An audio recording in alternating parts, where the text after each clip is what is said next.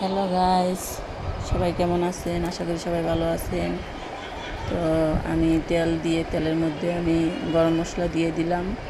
গরম মশলা দিয়ে পেঁয়াজটাকে একটু হালকা করে ভেজে আমি এখানে আদা রসুন বাটা দিয়ে পানি দিয়ে দিয়েছি। পানি দিয়ে এখন আমি জিরার গুঁড়া, ধনিয়ার গুঁড়া, হলুদ গুঁড়া, মরিচ গুঁড়া দিয়ে লবণ দিয়ে আমি ভালো করে কষিয়ে নেব। মশলাটাকে ভালোভাবে কষিয়ে নিয়ে তো এখানে আমি মেরিনেট করা মুরগির মাংস আছে, মাংসটা আমি দিয়ে দিলাম। মাংসটা দিয়ে ভালোভাবে নাড়াচাড়া করে উলটপালট করে সুন্দরভাবে এই মাংসটাকে আমি ভালোভাবে কষিয়ে নেব। এখন এটা ডেকে দিলাম যে কিছুক্ষণ কষানোর জন্য। মাংসটা কষানো হয়ে গেছে। এখানে আমি একটা আলু দিয়ে দিলাম।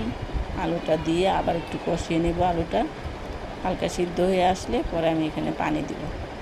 তো আলুটা সিদ্ধ হয়ে আসছে, এখন আমি এখানে পানি দিয়ে দিলাম। যতটুকু পরিমাণ ঝোল রাখতে চাই ততটুকু পরিমাণ পানি দিয়ে দিলাম। তো মুরগির মাংসের মধ্যে আলু দিলে ভালো লাগে খেতে। তো এটা এখন ডেকে কিছুক্ষণ জাল দিব।